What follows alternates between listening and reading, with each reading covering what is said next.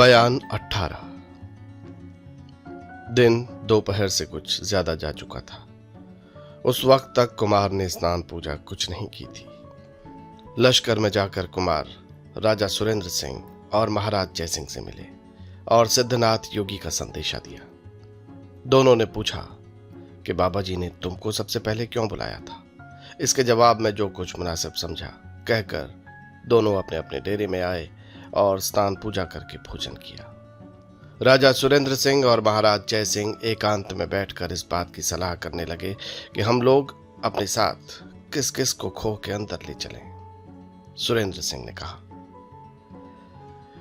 योगी जी ने कहला भेजा है कि उन्हीं लोगों को अपने साथ खो में लाओ जिनके सामने कुमारी आ सके। जय सिंह, जी हम, आप, कुमार और तेज सिंह तो जरूर ही चलेंगे, बाकी जिस को आप चाहें ले चलें।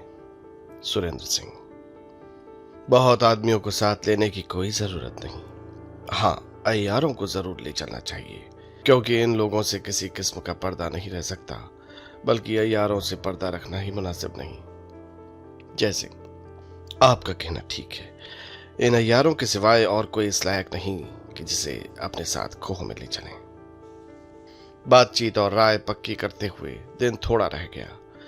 सुरेंद्र सिंह ने तेज सिंह को उसी जगह पर बुलाकर पूछा, यहां से चलकर बाबा जी के पास पहुंचने तक राह में कितनी देर लगती है। तेज सिंह ने जवाब दिया, अगर इधर उधर ख्याल न करके सीधे ही चलें तो 5-6 घड़ी में उस बाग तक पहुंचेंगे जिसमें बाबा जी रहते हैं। मगर मेरी राय इस वक्त वहां चलने की नहीं है, क्योंकि दिन बहुत थोड़ा रह गया है और इस खो में बड़े बेढब रास्ते से चलना होगा। अगर अंधेरा हो गया तो एक कदम भी आगे नहीं चल सकेंगे। कुमारी को देखने के लिए महाराज जय सिंह बहुत घबरा रहे थे, मगर इस वक्त तेज सिंह की राय उनको कबूल करनी पड़ी और दूसरे दिन सुबह को खो में चलने की ठहरी। बयान 19। बहुत सवेरे महाराज जय सिंह, राजा सुरेंद्र सिंह और कुमार अपने कुल अय्यारों को साथ लेकर खोह के दरवाजे पर आए। तेज सिंह ने दोनों ताले खोले, जिन्हें देख महाराज जय सिंह और सुरेंद्र सिंह बहुत हैरान हुए। खोह के अंदर जाकर तो इन लोगों की और ही कैफियत हो गई। ताज्जुब भरी निगाहों से चारों तरफ देखते और तारीफ करते थे। घूमते फिराते कई ताज्जुब चीजों को दिखाते और कुछ हाल समझाते सभी को साथ लिए हुए तेज सिंह उस बाग के दरवाजे पर पहुंचे जिसमें सिद्धनाथ रहते थे। इन लोगों के पहुंचने से पहले ही सिद्धनाथ इस्तकबाल के लिए यानी अगवानी के लिए द्वार पर मौजूद थे।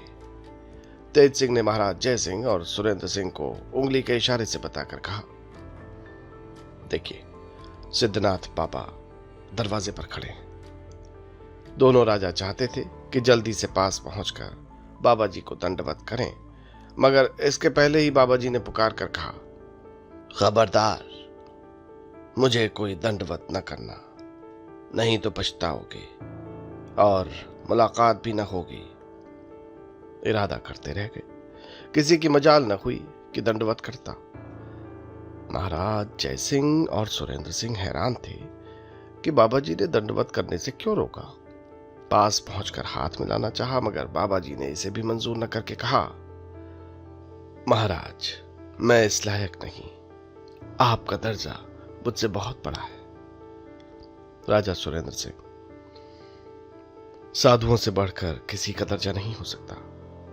बाबा जी, आपका कहना ठीक है महाराज, मगर आपको मालूम नहीं कि मैं किस तरह का साधु हूं। सुरेंद्र सिंह, साधु चाहे किसी भी तरह का हो, पूजने ही योग्य है। बाबा जी, किसी तरह का हो, मगर साधु हो तब तो आप कौन हैं? कोई भी नहीं। आपकी बातें ऐसी हैं कि कुछ समझ में नहीं आती और हर बात ताज्जुब, आश्चर्य, सोच और घबराहट बढ़ाती है। अच्छा चलिए, आइए इस बाग में चलिए। सभी को अपने साथ लिए सिद्धनाथ बाग के अंदर गए। पाठकों, श्रोताओं, घड़ी घड़ी बाग की तारीफ करना और हर एक गुलबूटे और पत्तियों की कैफियत लिखना मुझे मंजूर नहीं, क्योंकि इस छोटे से ग्रंथ को शुरू से इस वक्त तक मुख्तसर ही में लिखता चला आया हूं। सिवाय इसके, इस खो के बाग कौन बड़े लंबे चौड़े हैं जिनके लिए कई पन्ने कागज बर्बाद किए जाएं। लेकिन इतना कहना जरूरी है कि इस खो में जितने बाग हैं, चाहे छोटे भी हों, मगर सभी की सजावट अच्छी है और फूलों के सिवाय पहाड़ी खुशनुमा पत्तियों की बहार कहीं बढ़ी चढ़ी है। महाराज जयसिंह, राजा सुरेंद्र सिंह, कुंवर वीरेंद्र सिंह और उनके अय्यारों को साथ लिए हुए घूमते हुए बाबा जी उसी दीवान खाने में पहुंचे जिसमें कुमारी का दरबार कुमार ने देखा था। बल्कि ऐसा क्यों नहीं कहते कि अभी कल ही जिस कमरे में कुमार खास कुमारी चंद्रकांता से मिले थे। जिस तरह की सजावट आज इस दीवान खाने की है, इसके पहले कुमार ने नहीं देखी थी। बीच में एक कीमती गद्दी बिछी हुई थी। बाबा जी ने उसी पर राजा सुरेंद्र सिंह, महाराज जय सिंह और कुंवर वीरेंद्र सिंह को बैठाकर उनके दोनों तरफ दर्जे बदर्जे अय्यारों को बैठाया और आप उन्हीं लोगों के सामने एक वृक्षाला पर बैठ गए जो पहले से ही बिछा हुआ था। इसके बाद बातचीत होने लगी। बाबा जी ने कहा, आप लोग कुशल से तो हैं? दोनों राजा, आपकी कृपा से बहुत आनंद है और आज तो आपसे मिलकर बहुत प्रसन्नता हुई। आप लोगों को यहां आने में तकलीफ हुई, उसके लिए माफ कीजिएगा। जय सिंह, यहां आने के ख्याल से ही हम लोगों की तकलीफ जाती रही। आपकी कृपा न होती तो यहां आने तक की नौबत ही न पहुंचती। न मालूम कब तक कुमारी चंद्रकांता के वियोग का दुख हम लोगों को सहना पड़ता। बाबा जी ने मुस्कुराकर कहा, अब कुमारी की तलाश में आप लोग तकलीफ न उठाएंगे। जय सिंह, आशा है कि आज आपकी कृपा से कुमारी को जरूर देखेंगे। बाबा जी, शायद किसी वजह से अगर आज कुमारी को देख न सकें तो कल जरूर आप लोग उसे मिलेंगे। इस वक्त आप लोग स्नान पूजा से छुट्टी पाकर कुछ भोजन कर लें, तब हमारे आपके बीच बातचीत होगी। बाबा जी ने एक लौंडी को बुलाकर कहा, हमारे मेहमान लोगों के नहाने का सामान उस बाग में दुरुस्त करो जिसमें बावड़ी है। बाबा जी सभी को लिए उस बाग में गए जिसमें बावड़ी थी। उसमें सभी ने स्नान किया और उत्तर तरफ वाले दालान में भोजन करने के बाद उस कमरे में बैठे जिसमें कुंवर वीरेंद्र सिंह की आंख खुली थी। आज भी वो कमरा वैसा ही सजा हुआ था जैसा पहले दिन कुमार ने देखा था। हाँ, इतना फर्क है कि आज कुमारी चंद्रकांता की तस्वीर उसमें नहीं है। जब सब लोग निश्चित होकर बैठ गए, तब राजा सुरेंद्र सिंह ने सिद्धनाथ योगी से पूछा, बाबा जी, ये खूबसूरत पहाड़ी जिसमें कई छोटे छोटे बाग हैं हमारे ही इलाके में है, मगर आज तक कभी इसे देखने की नौबत नहीं पहुंची। क्या इस बाग से ऊपर ही ऊपर कोई और रास्ता भी बाहर जाने का है? बाबा जी, इसकी राह गुप्त होने की वजह से यहां कोई आ नहीं सकता था। हाँ, जिसे इस छोटे से तिलिस्म की कुछ खबर है वो शायद आ सके। एक रास्ता तो इसका वही है जिससे आप आए हैं। दूसरी राह बाहर आने जाने की इस बाग में है, लेकिन वो भी उससे ज्यादा छिपी हुई है। आप इस पहाड़ी में कब से रह रहे हैं? मैं बहुत दिनों पहले ही इस खो में आया हूं। सो भी अपनी खुशी से नहीं आया, अपने मालिक के काम से आया हूं। सुरेंद्र सिंह ने ताज्जुब से पूछा, मालिक, आप किसके नौकर हैं? बाबा जी, ये भी आपको बहुत जल्द मालूम हो जाएगा। राजा जयसिंह ने सुरेंद्र सिंह की तरफ इशारा करके कहा, महाराज की जबानी मालूम होता है कि ये दिलचस्प पहाड़ी चाहे इनके राज्य में हो, मगर इन्हें इसकी खबर नहीं, और ये जगह भी ऐसी मालूम नहीं होती जिसका कोई मालिक न हो। अगर आप यहाँ के रहने वाले नहीं हैं, तो इस दिलचस्प पहाड़ी और सुंदर सुंदर मकानों और बगीचों का मालिक कौन है? महाराज जयसिंह की बात का जवाब अभी सिद्धनाथ पापा ने नहीं दिया था कि सामने से वन कन्या आती दिखाई पड़ी। दोनों बगल बगल उसके सखियां और पीछे पीछे 10-15 लौंडियों की भीड़ थी। बाबा जी ने वन कन्या की तरफ इशारा करके कहा, इस जगह के मालिक यही हैं। सिद्धनाथ बाबा की बात सुनकर दोनों महाराज और अय्यार लोग ताज्जुब से वनकन्या की तरफ देखने लगे। इस वक्त कुंवर वीरेंद्र सिंह और तेज सिंह भी हैरान होकर वनकन्या की तरफ देख रहे थे। सिद्धनाथ की जबानी ये सुनकर कि इस जगह की मालिक यही है, कुमार और तेज सिंह को पिछली बातें याद आ गई। कुंवर वीरेंद्र सिंह सिर नीचा कर सोचने लगे कि बेशक कुमारी चंद्रकांता इसी वनकन्या की कैद में है। वो बेचारी तिलिस्म की राह से आकर जब इस खो में फंसी तब इन्होंने कैद कर लिया। तभी तो इस जोर का खत लिखा था कि बिना हमारी मदद के तुम कुमारी चंद्रकांता को नहीं देख सकते। और उस दिन सिद्धनाथ बाबा ने भी यही कहा था कि जब ये चाहेगी तब चंद्रकांता से तुम्हारी मुलाकात होगी। बेशक कुमारी को इसी ने कैद किया है। हम इसे अपना दोस्त कभी नहीं कह सकते, बल्कि ये हमारी दुश्मन है, क्योंकि इसने बेफायदे कुमारी चंद्रकांता को कैद करके तकलीफ में डाला और हम लोगों को भी परेशान किया। नीचा मुंह किए इसी किस्म की बातें सोचते सोचते कुमार को गुस्सा चढ़ाया और उन्होंने सिर उठाकर वनकन्या की तरफ देखा। कुमार के दिल में चंद्रकांता की मोहब्बत चाहे कितनी ही ज्यादा हो, मगर वनकन्या की मोहब्बत भी कम न थी।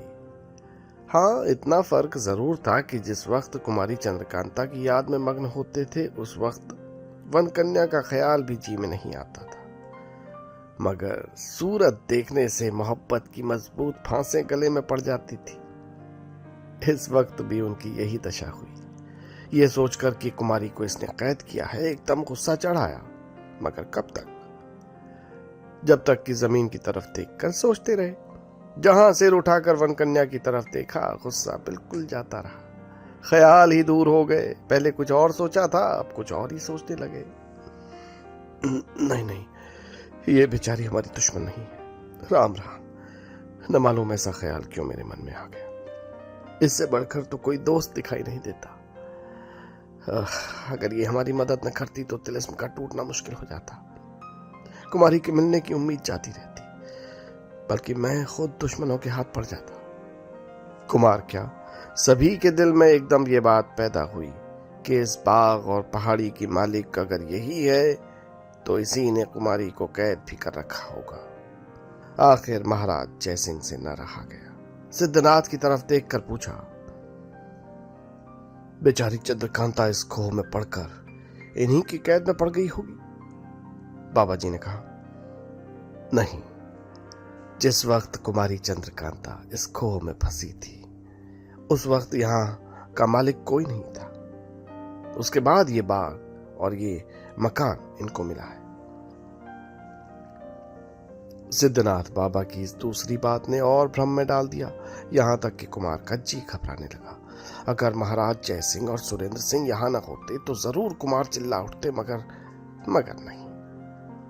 शर्म ने मुंह बंद कर दिया और गंभीरता ने दोनों मोड़ों पर हाथ रखकर नीचे की तरफ दबाया। महाराज जयसिंह और सुरेंद्र सिंह से न रहा गया। सिद्धनाथ की तरफ देखा और गिड़गिड़ा कर बोले, आप कृपा करके इन पेचीदा बातों को छोड़ दीजिए और साफ कहिए कि ये लड़की जो सामने खड़ी है कौन है, ये पहाड़ी इसे किसने दी और चंद्रकांता कहाँ है? महाराज जयसिंह और सुरेंद्र सिंह की बात सुनकर बाबा जी मुस्कुराने लगे और वनकन्या की तरफ देख इशारे से उसे अपने पास बुलाया। वनकन्या अपनी अगल बगल वाली दोनों सखियों को, जिनमें से एक की पोशाक सुर्ख और दूसरे की सब्ज थी, साथ लिए हुए सिद्धनाथ के पास आई। बाबा जी ने उसके चेहरे पर से एक झिल्ली जैसी कोई चीज जो तमाम चेहरे के साथ चिपकी हुई थी खींच ली और हाथ पकड़कर महाराज जयसिंह के पैर पर डाल दिया और कहा, लीजिए, यही आपकी चंद्रकांता है। चेहरे पर की झिल्ली उतर जाने से सबने कुमारी चंद्रकांता को पहचान लिया। महाराज जयसिंह पैर से उसका सिर उठाकर देर तक अपनी छाती से लगाए रहे और खुशी से गदगद हो गए। सिद्धनाथ योगी ने उसकी दोनों सखियों के मुंह पर से भी झिल्ली उतार ली। लाल पोशाक वाली चपला थी, सब्ज पोशाक वाली चंपा थी। मारे खुशी के सबका चेहरा चमक उठा। आज किसी खुशी कभी किसी ने नहीं पाई थी। महाराज जयसिंह के इशारे से कुमारी चंद्रकांता ने राजा सुरेंद्र सिंह के पैर पर सिर रखा। उन्होंने उसका सिर उठाकर चूमा। घंटों तक मारे खुशी के सभी की हालत अजब रही। कुंवर वीरेंद्र सिंह की दशा तो लिखनी ही मुश्किल है। अगर सिद्धनाथ योगी इनको पहले ही कुमारी से न मिलाए रहते तो इस समय इनको शर्म और हया कभी न दबा सकती, जरूर कोई बेअदबी हो जाती। महाराज जयसिंह की तरफ देखकर सिद्धनाथ बाबा बोले, आप कुमारी को हुक्म दीजिए कि अपनी सखियों के साथ घूमे फिरे या दूसरे कमरे में चली जाए, और आप लोग इस पहाड़ी और कुमारी का विचित्र हाल मुझसे सुने। जयसिंह, बहुत दिनों बाद इसकी सूरत देखी है, अब कैसे अपने से अलग करूं? कहीं ऐसा ना हो कि फिर कोई आफत आए और इसे देखना मुश्किल हो जाए। बाबा जी नहीं नहीं, अब ये आपसे अलग नहीं हो सकती। जयसिंह, खैर जो हो, इसे मुझसे अलग मत कीजिए और कृपा करके इसका हाल शुरू से कहिए। बाबा जी, अच्छा, जैसी आपकी मर्जी। बयान 20। महाराज जयसिंह और सुरेंद्र सिंह के पूछने पर सिद्धनाथ बाबा ने इस दिलचस्प पहाड़ी और कुमारी चंद्रकांता का हाल कहना शुरू किया। बाबा जी, मुझे मालूम था कि ये पहाड़ी एक छोटा सा तिलिस्म है और चुनारगढ़ के इलाके में भी कोई तिलिस्म है। जिसके हाथ से वो तिलिस्म टूटेगा, उसकी शादी जिसके साथ होगी, उसी के दहेज के सामान पर यह तिलिस्म बंधा है और शादी होने के पहले ही वो इसकी मालिक होगी। सुरेंद्र सिंह, पहले ये बताइए कि तिलिस्म किसे कहते हैं और वो कैसे बनाया जाता है?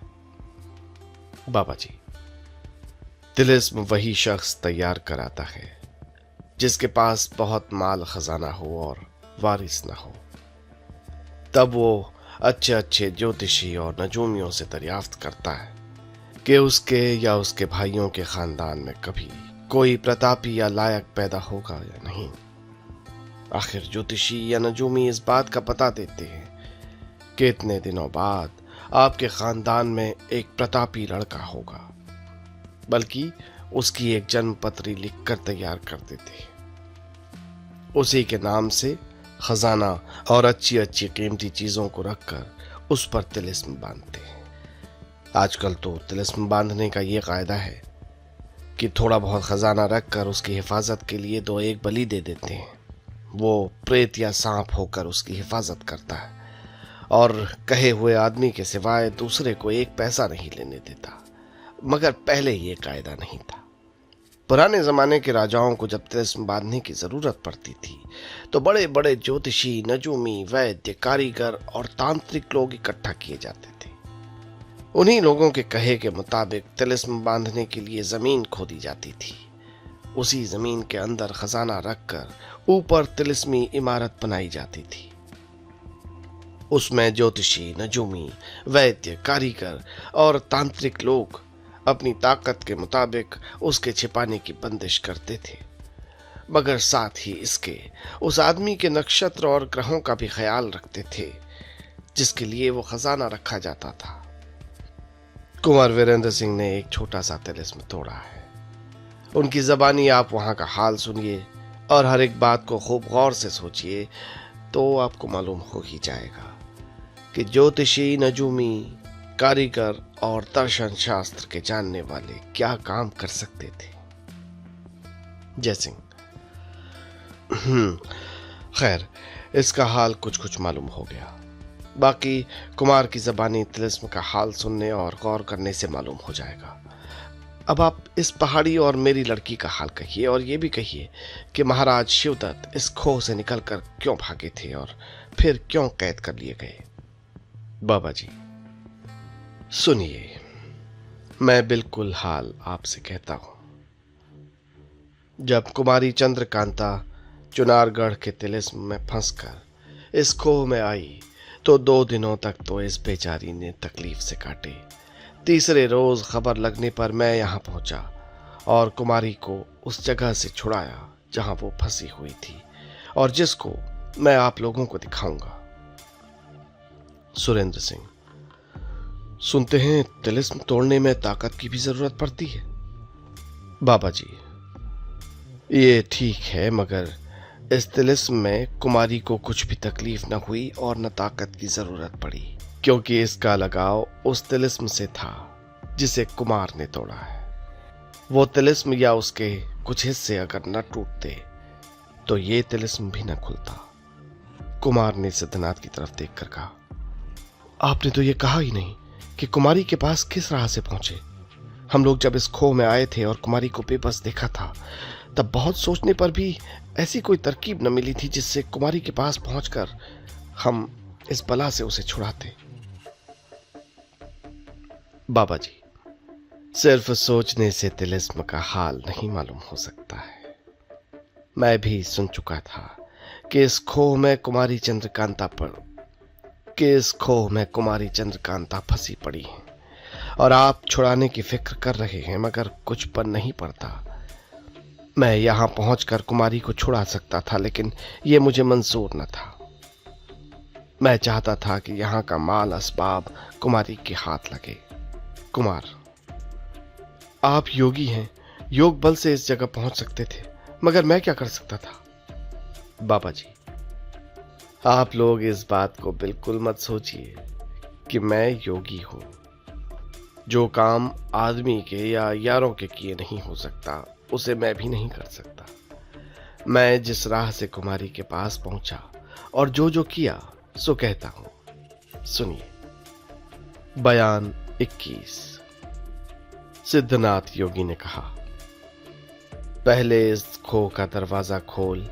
मैं इसके अंदर पहुंचा और पहाड़ी के ऊपर एक दर्रे में बेचारी चंद्रकांता को बेबस पड़े हुए देखा। मैं अपने गुरु से सुन चुका था कि इस खो में कई छोटे छोटे बाग हैं जिनका रास्ता उस चश्मे में से है जो खो में बह रहा है। खो के अंदर आने पर आप लोगों ने उसे जरूर देखा होगा, क्योंकि खो में उस चश्मे की खूबसूरती भी देखने के काबिल है। सिद्धनाथ की इतनी सी बात सुनकर सभी ने हूं हां कह के सिर हिलाया। इसके बाद सिद्धनाथ योगी कहने लगे, मैं लंगोटी बांध कर चश्मे में उतर गया और इधर से इधर घूमने लगा। यकायक पूरब तरफ चल के अंदर एक छोटा सा दरवाजा मालूम हुआ। गोता लगाकर उसके अंदर घुसा। 8-10 हाथ तक बराबर चल मिला। इसके बाद धीरे धीरे चल कम होने लगा, यहां तक कि कमर तक चल हुआ। तब मालूम पड़ा ये कोई सुरंग है जिसमें चढ़ाई के तौर पर ऊंचे की तरफ चला जा रहा हूं। आधा घंटा चलने के बाद मैंने अपने को इस बाग में जिसमें आप बैठे हैं पश्चिम और उत्तर के कोण में पाया और घूमता फिरता इस कमरे में पहुंचा। ये देखिए, दीवार में जो अलमारी है, असल में वो अलमारी नहीं, दरवाजा है। लात मारने से खुल जाता है। मैंने लात मारकर ये दरवाजा खोला और इसके अंदर घुसा। भीतर बिल्कुल अंधकार था। लगभग 200 कदम जाने के बाद दीवार मिली। इसी तरह यहां भी लात मारकर दरवाजा खोला और ठीक उसी जगह पहुंचा जहां कुमारी चंद्रकांता और चपला बेबस पड़ी रो रही थी। मेरे बगल से ही एक दूसरा रास्ता उस चुनारगढ़ वाले तिलिस्म को गया था जिसके एक टुकड़े को कुमार ने तोड़ा है। मुझे देखते ही ये दोनों घबरा गईं। मैंने कहा, तुम लोग डरो मत, मैं तुम दोनों को छुड़ाने आया हूं। ये कहकर जिस राह से मैं गया था उसी राह से कुमारी चंद्रकांता और चपला को साथ लेकर इस बाग में लौट आया। इतना हाल, इतनी कैफियत, इतना रास्ता तो मैं जानता था। इससे ज्यादा इस खो का कुछ हाल मुझे मालूम नहीं था। कुमारी और चपला को खो के बाहर कर देना या घर पहुंचा देना मेरे लिए कोई बड़ी बात न थी, मगर मुझको ये मंजूर था कि ये छोटा सा तिलिस्म कुमारी के हाथ से टूटे और यहाँ का माल असबाब इनके हाथ लगे। मैं क्या, सभी कोई इस बात को जानते होंगे और सबों को यकीन होगा कि कुमारी चंद्रकांता को इस कैद से छुड़ाने के लिए ही कुमार चुनारगढ़ वाले तिलिस्म को तोड़ रहे थे। माल खजाने की इनको लालच न थी। अगर मैं कुमारी को यहां से निकाल कर आपके पास पहुंचा देता तो कुमार उस तिलिस्म को तोड़ना बंद कर देते और वहां का खजाना भी यूं ही रह जाता। मैं आप लोगों की बढ़ती चाहने वाला हूं। मुझे ये कब मंजूर हो सकता था कि इतना माल असबाब बर्बाद जाए और कुमार या कुमारी चंद्रकांता को न मिले। मैंने अपने जी का हाल कुमारी और चपला से कहा और ये भी कहा कि अगर मेरी बात न मानोगी तो तुम्हें इसी बाग में छोड़कर चला जाऊंगा। आखिर लाचार होकर कुमारी ने मेरी बात मंजूर की और कसम खाई कि मेरे कहने के खिलाफ कोई काम न करेगी। मुझे ये तो मालूम ही न था कि यहाँ का माल असबाब क्यों कर हाथ लगेगा और इस खजाने की ताली कहाँ है, मगर ये यकीन हो गया कि कुमारी जरूर इस तिलिस्म की मालिक होगी। इसी फिक्र में 2 दिन तक मैं परेशान रहा। इन बगीचों की हालत बिल्कुल खराब थी, मगर 2-4 फलों के पेड़ ऐसे थे कि हम तीनों ने तकलीफ न पाई। तीसरे दिन पूर्णिमा थी। मैं उस बावड़ी के किनारे बैठा सोच रहा था और कुमारी और चपला इधर उधर टहल रही थी। इतने में चपला दौड़ी हुई मेरे पास आई और बोली, जल्दी चलिए, इस बाग में एक ताज्जुब की बात दिखाई पड़ी है। मैं सुनते ही खड़ा हुआ और चपला के साथ वहां गया, जहां कुमारी चंद्रकांता पूरब की दीवार तले खड़ी गौर से कुछ देख रही थी। मुझे देखते ही कुमारी ने कहा, बाबा जी देखिए, इस दीवार की जड़ में एक सुराख है जिसमें से सफेद रंग की बड़ी बड़ी चींटियां निकल रही हैं। ये क्या मामला है? मैंने अपने उस्ताद से सुना था कि सफेद चींटियां जहां नजर पड़े समझना वहां जरूर कोई खजाना या खजाने की ताली है। ये ख्याल करके मैंने अपनी कमर से खंजर निकालकर कुमारी के हाथ में दे दिया और कहा कि तुम इस जमीन को खोदो।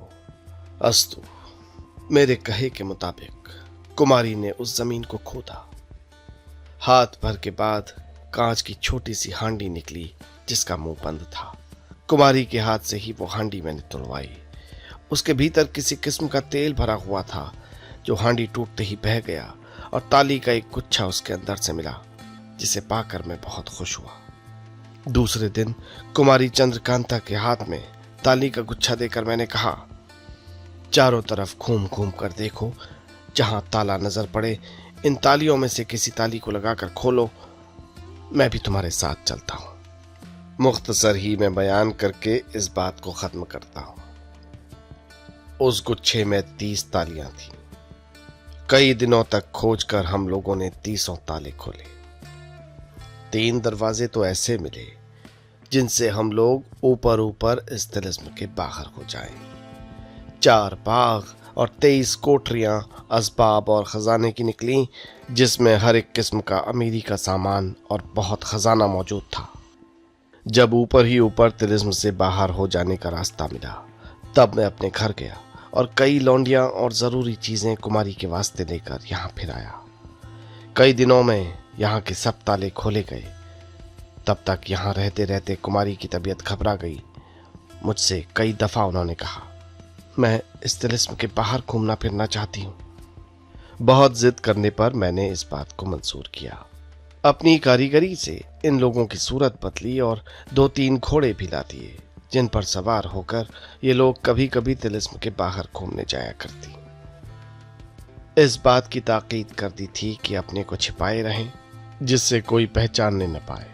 इन्होंने भी मेरी बात पूरे तौर पर मानी और जहां तक हो सका अपने को छिपाया। इस बीच में धीरे धीरे इन बागों की भी दुरुस्ती की गई। कुंवर वीरेंद्र सिंह ने उस तिलिस्म का खजाना हासिल किया और यहाँ का माल असबाब जो कुछ छिपा था कुमारी को मिल गया। महाराज जयसिंह, आज तक ये कुमारी चंद्रकांता मेरी लड़की या मालिक थी। अब आपकी जमा आपके हवाले करता हूँ। महाराज शिवदत्त की रानी पर रहम खाकर कुमारी ने दोनों को छोड़ दिया था और इस बात की कसम खिला दी थी कि कुमार से किसी तरह की दुश्मनी न करेंगे, मगर उस दुष्ट ने न माना। पुराने साथियों से मुलाकात होने पर बदमाशी पर कमर बांधी और कुमार के पीछे लश्कर की तबाही करने लगा। आखिर लाचार होकर मैंने उसे गिरफ्तार किया और इस खो में उसी ठिकाने पर फिर ला रखा जहां कुमार ने उसे कैद करके डाल दिया था। अब और जो कुछ आपको पूछना हो पूछिए, मैं सब हाल कहकर आप लोगों की शंका मिटाऊं। राजा सुरेंद्र सिंह: पूछने को तो बहुत सी बातें थी, मगर इस वक्त इतनी खुशी हुई है कि वो तमाम बातें भूल गया हूं। क्या पूछूं? खैर, फिर किसी वक्त पूछ लूंगा। कुमारी की मदद आपने क्यों की? जय सिंह: हाँ, यही सवाल मेरा भी है, क्योंकि आपका हाल जब तक मालूम नहीं होता तबीयत की घबराहट नहीं मिटती। इस पर आप कई दफा कह चुके हैं कि मैं योगी या महात्मा नहीं। ये सुनकर भी हम लोग घबरा रहे हैं। अगर आप वो नहीं हैं जो सूरत से जाहिर हैं, तो फिर कौन है? बाबा जी: खैर, ये भी मालूम हो जाएगा। जय सिंह ने कुमारी चंद्रकांता की तरफ देखकर पूछा, बेटी, क्या तुम भी नहीं जानती कि ये योगी कौन है? चंद्रकांता ने हाथ जोड़कर कहा, मैं तो सब कुछ जानती हूं, मगर कहूं क्यों कर? इन्होंने तो मुझे सख्त कसम दिला रखी है, इसी से मैं कुछ नहीं कह सकती। बाबा जी: आप जल्दी क्यों करते हैं?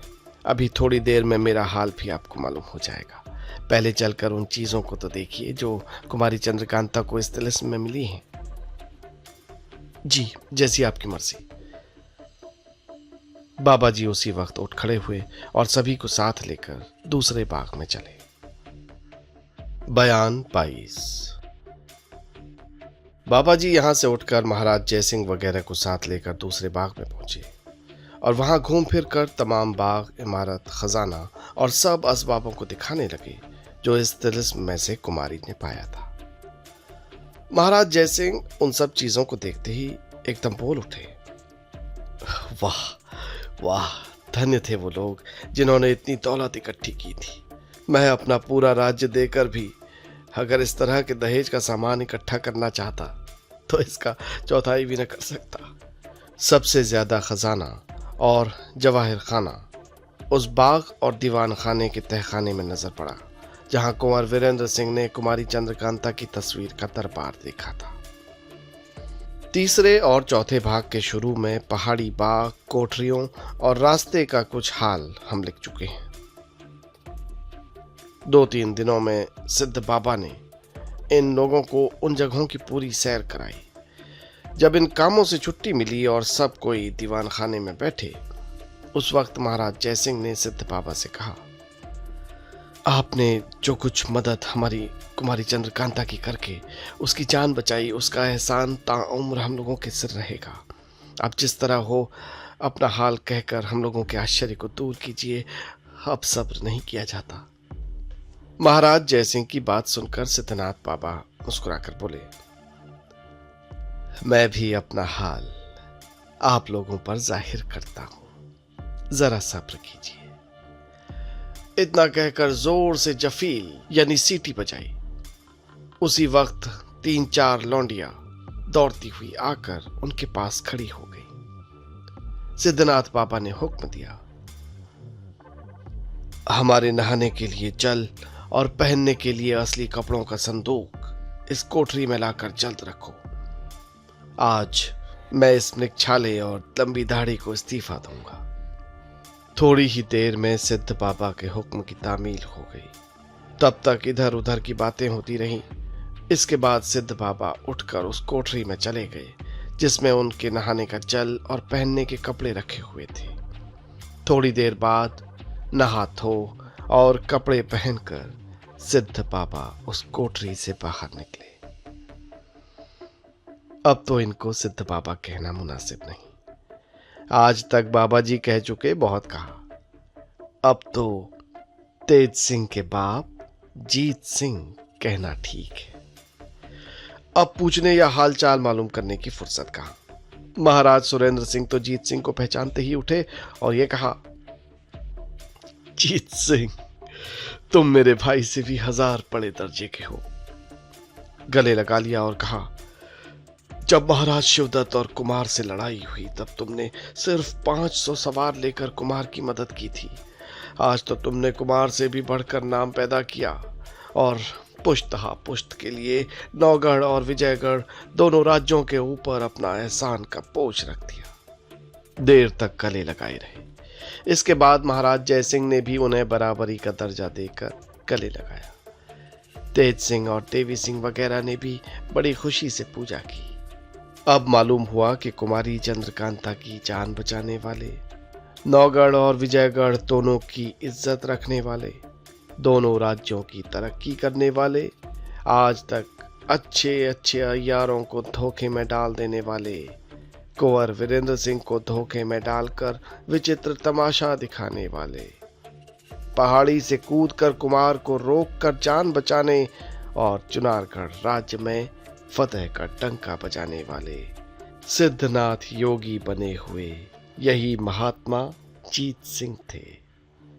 इस वक्त की खुशी का क्या अंदाजा है। अपने अपने में सब ऐसे मगन हो रहे थे कि त्रिभुवन की संपत्ति की तरफ हाथ उठाने को जी नहीं चाहता। कुंवर वीरेंद्र सिंह और कुमारी चंद्रकांता से मिलने की खुशी जैसी भी थी, आप खुद ही सोच समझ सकते हैं। इसके सिवाय इस बात की खुशी भी बेहद हुई कि सिद्धनाथ का एहसान किसी के साथ न हुआ, या अगर हुआ तो जीत सिंह का। सिद्धनाथ बाबा तो कुछ थे ही नहीं। इस वक्त महाराज जयसिंह और सुरेंद्र सिंह का आपस में दिली प्रेम कितना बढ़ चढ़ रहा है वो ही जानते होंगे।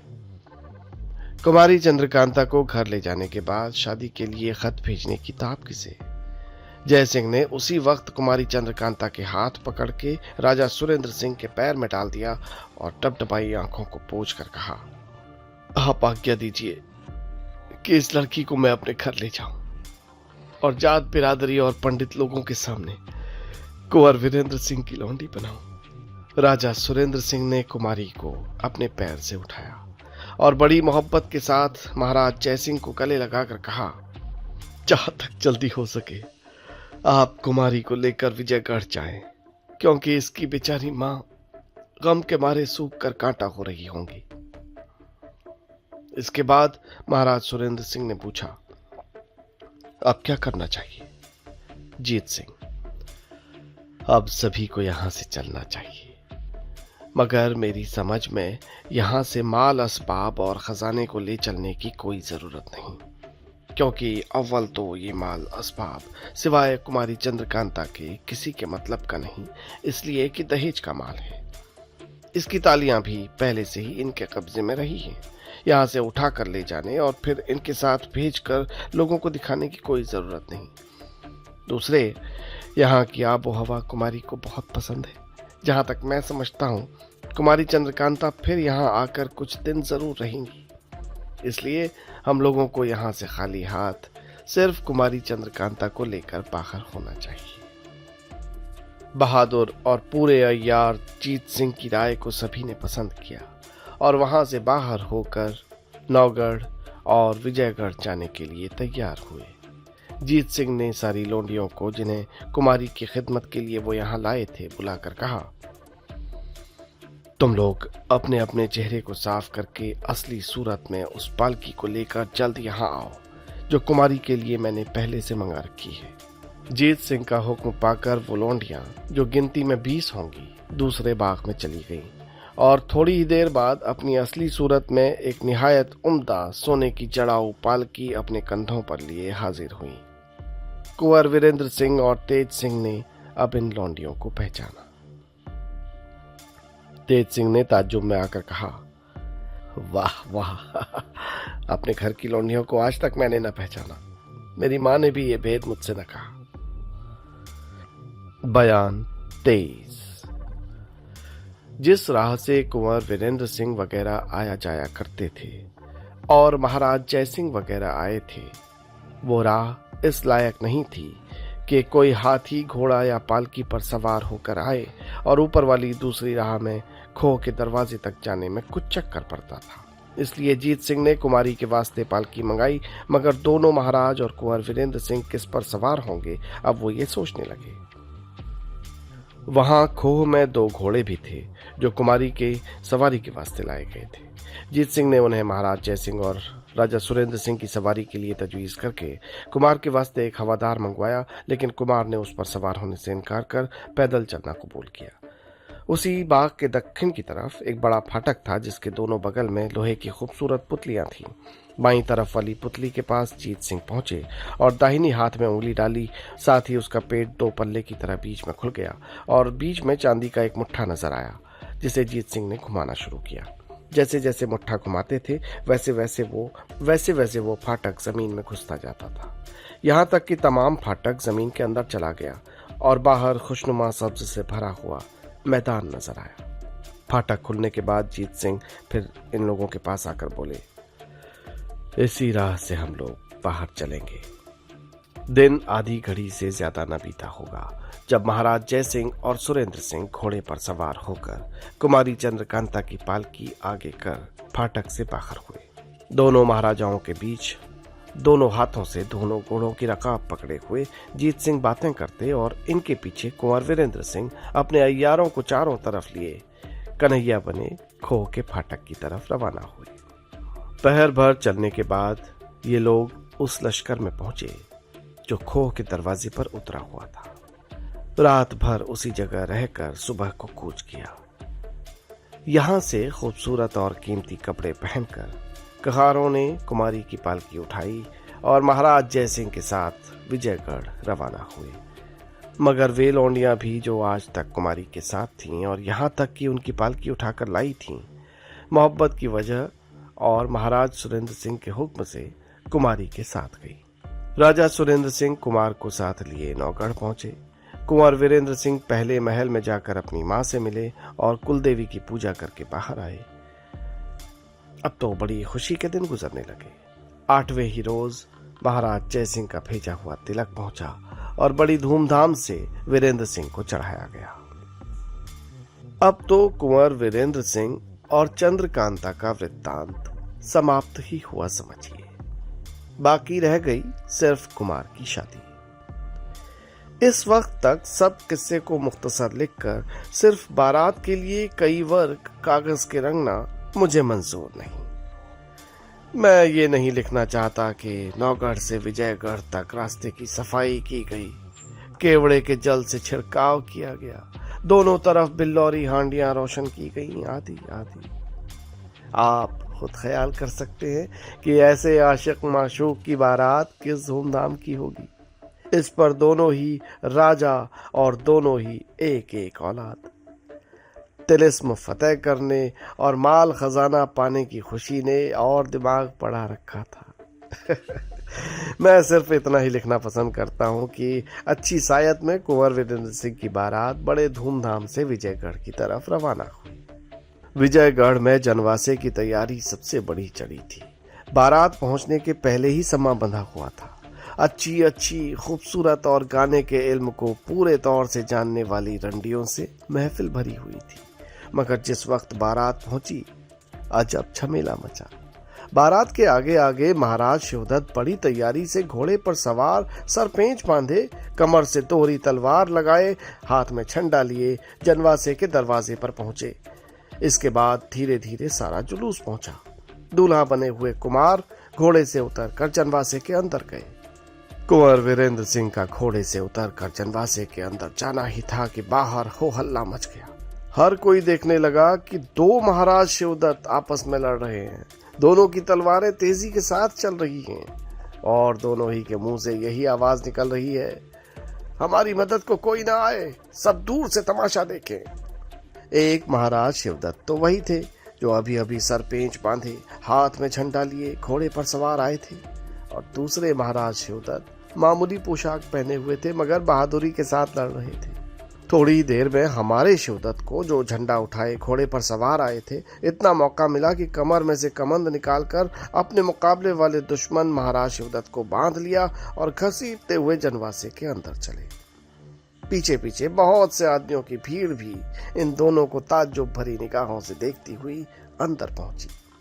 हमारे महाराज शिवदत्त ने दूसरे साधारण पोशाक पहने हुए महाराज शिवदत्त को एक खंबे के साथ खूब कसकर बांध दिया और एक मशालची के हाथ से, जो उसी जगह मशाल दिखा रहा था, मशाल लेकर उसके हाथ में थमाई और आप कुंवर वीरेंद्र सिंह के पास जा बैठे।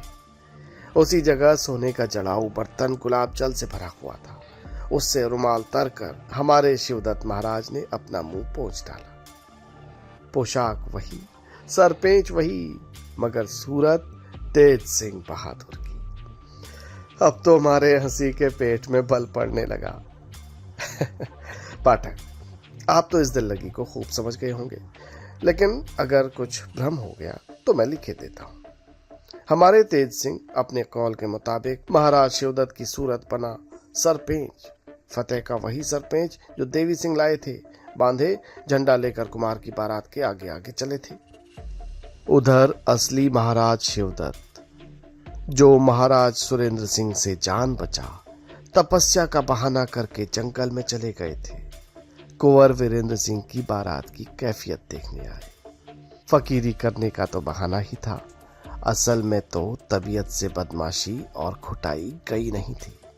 महाराज शिवदत्त बारात की कैफियत देखने आए, मगर आगे आगे झंडा हाथ में लिए अपनी ही सूरत देखकर समझ गए कि किसी अय्यार की बदमाशी है। क्षत्रियपन का खून जोश में आ गया, गुस्से को संभाल न सके, तलवार निकाल कर लड़ ही गए। आखिर नतीजा ये हुआ कि उनको महफिल में मशालची बनना पड़ा और कुंवर वीरेंद्र सिंह की शादी खुशी खुशी कुमारी चंद्रकांता के साथ हो गई। बाबू देवकी नंदन खत्री द्वारा लिखित चंद्रकांता की कहानी सुनने के लिए आपका बहुत बहुत धन्यवाद।